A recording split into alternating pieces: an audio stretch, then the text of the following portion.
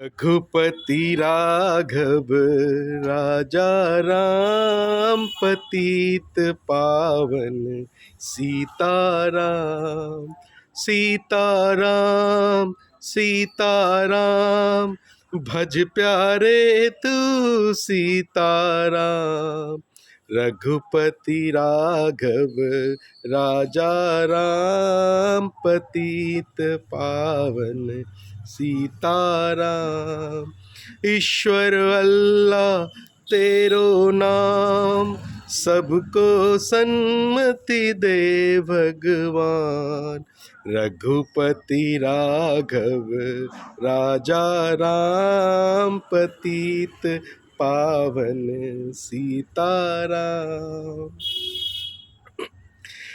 आप मेरे इस गीत से समझ गए होंगे कि आज हम बात करेंगे राष्ट्रपिता महात्मा गांधी के बारे में। साथ ही साथ आज बात करेंगे भारत के दूसरे प्रधानमंत्री लाल बहादुर शास्त्री जी के बारे में, जो कि स्वच्छ, सहज, साहस और स्वावलंबन के पर्याय रहे हैं। लाल बहादुर शास्त्री जी, ये बड़ा ही बढ़िया संयोग है कि आज महात्मा गांधी का जन्म दिवस है, साथ ही साथ उनके सबसे सच्चे अनुयायी लाल बहादुर शास्त्री जी का भी जन्म दिवस है। वर्ष का अंतर रहा है। महात्मा गांधी जी का जन्म दिवस 2 अक्टूबर 1869 में उनका जन्म हुआ है, तो लाल बहादुर शास्त्री जी का जन्म 2 अक्टूबर 1904 में हुआ है। ईस्वी भले ही अलग अलग हो, लेकिन तिथि 2 अक्टूबर ही है और ये बहुत ही अच्छा संयोग है। आज 2 अक्टूबर है। भारत के इस 2 महान प्रतिभावान भारतीय, जिन्होंने देश को परतंत्रता से स्वतंत्रता की ओर लाकर देश को एक नई दिशा दी, जहां से हम विकास करके अब तक के सफ़र को तय किए हैं। महात्मा गांधी और लाल बहादुर शास्त्री जी के जन्म दिवस पर, इस शुभ अवसर पर तमाम भारतीयों को, सबों को मैं आलोक कुमार पूर्णिया बिहार से ढेरों शुभकामनाएं देता हूं।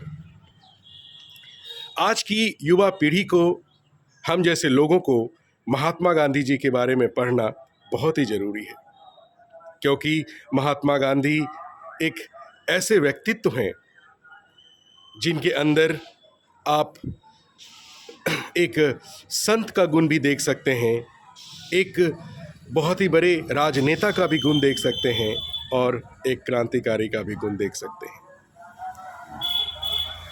अ great saint, a great statesman and revolutionary as well.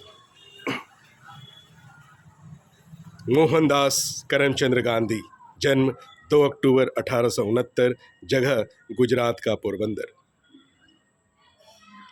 Gurudev Rabindranath Tagore ने इन्हें महात्मा की उपाधि दी और मोहनदास करमचंद गांधी महात्मा गांधी के नाम से ज़्यादा प्रचलित हुए। वहीं नेताजी सुभाष चंद्र बोस जी ने 6 जुलाई 1944 को रंगून से अपने एक रेडियो प्रसारण, जो कि महात्मा गांधी के नाम प्रसारित की, उस प्रसारण में नेताजी सुभाष चंद्र बोस जी ने महात्मा गांधी को अपने आज़ाद हिंद फौज के सारे कार्यक्रमों को बताया और अपने अंतिम संघर्ष और निर्णायक युद्ध के लिए महात्मा गांधी से आशीर्वाद मांगी, शुभकामनाएं मांगी। साथ ही साथ महात्मा गांधी को राष्ट्रपिता कहकर संबोधित किया। नेताजी सुभाष चंद्र बोस ने ही सबसे पहले महात्मा गांधी को राष्ट्रपिता कहकर बुलाया। तब से लेकर आज तक हम उन्हें राष्ट्रपिता कहते हैं, हम उन्हें बापू कहते हैं, हम उन्हें महात्मा कहते हैं और मोहनदास करमचंद गांधी राष्ट्रपिता महात्मा गांधी बन जाते हैं। क्या सफ़र रहा। उनकी परवरिश किसी गरीबी में नहीं हुई, कोट पैंट वाली ज़िंदगी थी और अंत में हम लोगों ने उन्हें एक फ़कीर के रूप में देखा है, एक धोती में देखा है कि किस प्रकार से आधी धोती पहने हैं और आधी धोती से अपने शरीर को ढके हैं। तो कोट पैंट से लेकर के खादी धोती तक का सफ़र कितना अनुभवों से भरा हुआ होगा, जो हमें कितनी सीख दे सकती है ये जानना बेहद ज़रूरी है। जब आप उनकी autobiography my experiment with truth पढ़ेंगे, जब आप हिंद स्वराज पढ़ेंगे, तो आप महात्मा गांधी को ज़्यादा समझ पाएंगे। पोरबंदर में जन्म हुआ, फिर उनकी पढ़ाई लिखाई शुरू हुई, फिर राजकोट में पढ़ाई लिखाई शुरू हुई। मैट्रिकुलेशन इंटरमीडिएट के बाद बैरिस्ट्री करने के लिए लंदन जाते हैं, वहाँ से लौट करके आते हैं और फिर 1893 में ये साउथ अफ्रीका जाते हैं अब्दुल्ला का केस लड़ने के लिए। लेकिन देखिए, महात्मा गांधी जो कि पेशे से एक बैरिस्टर हैं, जब वो जहाज से साउथ अफ्रीका पहुंचते हैं डरबन, और वहां से रेलवे से प्रिटोरिया जा रहे होते हैं, उनके पास में फर्स्ट क्लास की टिकट भी होती है। इसके बावजूद सिर्फ रंग काला होने के कारण उन्हें पीटर मारिट्सबर्ग स्टेशन पर धक्के मारकर सामान के साथ नीचे फेंक दिया जाता है कि किसी भी काले व्यक्ति को, इंडियन को, इस फर्स्ट क्लास रेलवे में सवारी करने का, सफ़र करने का कोई अधिकार नहीं है। आप सोचिए, आप अंदाज़ा लगाइए कि रंग भेद की कितनी बड़ी नीति थी।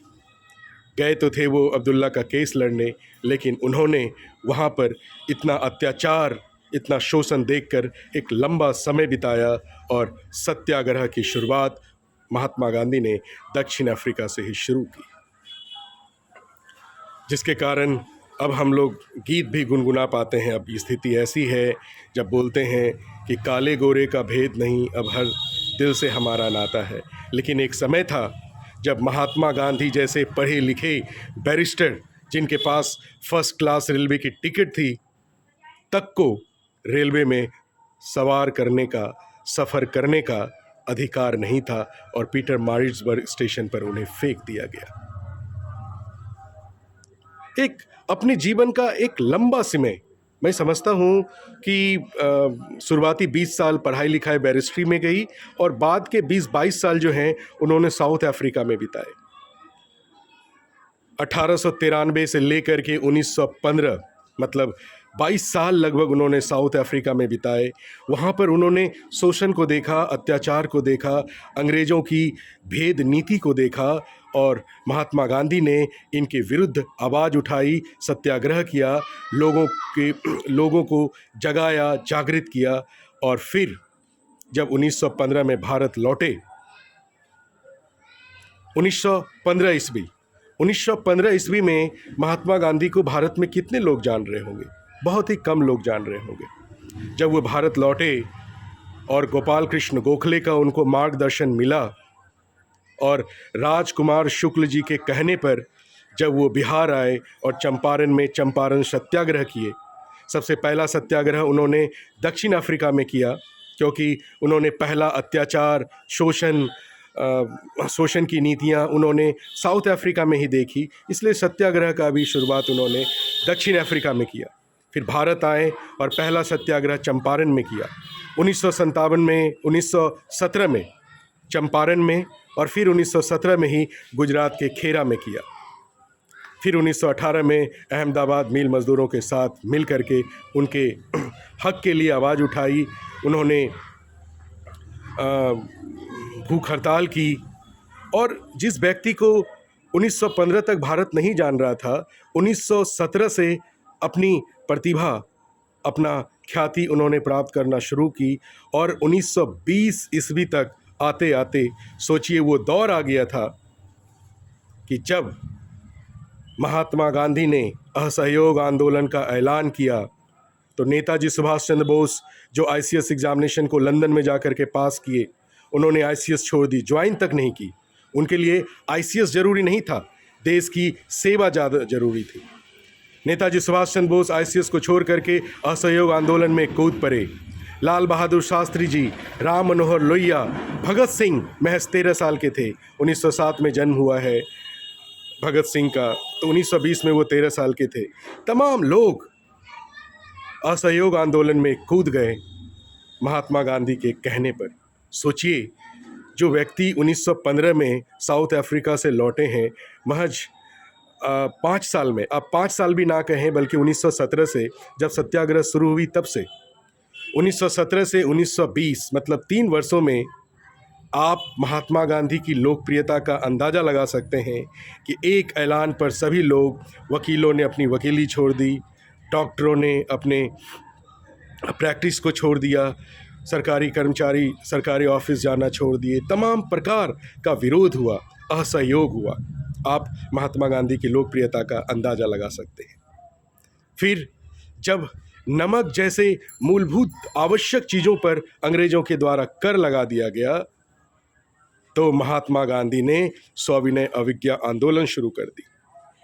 साबरमती से लेकर के दांडी तक मार्च कर नमक बनाकर नमक कानून तोड़ा और फिर इरविन के साथ समझौते कर गोलमेज सम्मेलन में भाग लेकर कई प्रकार की बातों को अपने स्तर से मनवाने का प्रयास किया और लोहा मनवाया। फिर 1942 का दौर आया, जब समय आया जब नेताजी सुभाष चंद्र बोस ने अपने आज़ाद हिंद फौज को दिल्ली चलो का नारा दिया, तो उसी समय महात्मा गांधी ने भी मौके की नज़ाकत को देखते हुए, भापते हुए बम्बई से आधी रात में ही अंग्रेज़ों भारत छोड़ो और भारतीयों को करो या मरो का नारा दिया। और लाल बहादुर शास्त्री जी इस करो या मरो के नारे को मरो नहीं मारो में तब्दील कर दिया और इस क्रांति को, इस आंदोलन को एक प्रचंड रूप दे दिया। 8 अगस्त से लेकर के 19 अगस्त तक लगातार भूमिगत रहकर इस आंदोलन की अग्नि में, ज्वाला में घी डालने का काम करते रहे और फिर 19 अगस्त को ये पकड़े जाते हैं, गिरफ्तार हो जाते हैं। महात्मा गांधी की कहानी, महात्मा गांधी की जीवनी को पढ़ना, जानना और सीखना बेहद ज़रूरी है। अब बात करेंगे हम लाल बहादुर शास्त्री जी के बारे में। जन्म इनका भी 2 अक्टूबर को होता है 1904 ईस्वी में वाराणसी के मुगल सराय में। ये वही मुगल सराय है जिसका नया नाम, मुगल सराय रेलवे जंक्शन का नया नाम दीनदयाल उपाध्याय कर दिया गया है। 1964 जब पंडित जवाहरलाल नेहरू की निधन हो जाती है, तो निधन के बाद अब नए प्रधानमंत्री कौन होंगे, उस लिस्ट में जिनका नाम था उनमें लाल बहादुर शास्त्री जी का नाम भी नहीं था। लेकिन अपनी स्वच्छ छवि, देशभक्ति, ईमानदारी, स्वावलंबन के कारण तत्कालीन भारतीय राष्ट्रीय कांग्रेस के अध्यक्ष के कामराज जी ने लाल बहादुर शास्त्री जी का नाम आगे किया और लाल बहादुर शास्त्री जी हमारे भारत के दूसरे प्रधानमंत्री बने। 1964 में जब हमारे देश के ये प्रधानमंत्री बने तो उस समय देश की स्थिति ऐसी थी कि खाने पीने वाली बहुत सारी चीज़ों के लिए हम आत्मनिर्भर नहीं थे, हमें सामानों को आयात करना पड़ता था। तब लाल बहादुर शास्त्री जी ने एक तरकीब सोची। उन्होंने कृषि उत्पादन की आत्मनिर्भरता पर भी जोर दिया और लोगों से एक दिन उपवास रखने की अपील भी की। 1965 ईस्वी में मौका देखते हुए पाकिस्तान ने भारत पर हमला कर दिया। पाकिस्तान ने सोचा कि अभी अभी 1962 में चीन से करारी शिकस्त मिली है भारत को, भारत की सेना का जो मनोबल है वो टूटा हुआ है, ये सही समय है कि हम जम्मू कश्मीर पर हमला कर इसे पाकिस्तान में मिला सकते हैं। लेकिन ये लाल बहादुर शास्त्री जी थे जिन्होंने नेहरू जी के मुकाबले बेहद बढ़िया तरीके से, उत्कृष्ट तरीके से देश को नेतृत्व दिया और पाकिस्तान को करारी शिकस्त दी, जिसे पाकिस्तान सपनों में भी नहीं सोच सकता था। एक तरफ भूखमरी, दूसरी तरफ जंग, एक तरफ किसान का योगदान, दूसरी तरफ सैनिक जवान का योगदान। दोनों का हौसला बढ़ाने के लिए लाल बहादुर शास्त्री जी ने जय जवान जय किसान, जय जवान जय किसान, जय जवान जय किसान की नारा के साथ हौसला को बुलंद किया। हम कृषि उत्पादन पर भी आत्मनिर्भरता ला पाए, साथ ही साथ हमने पाकिस्तान को करारी शिकस्त भी दी।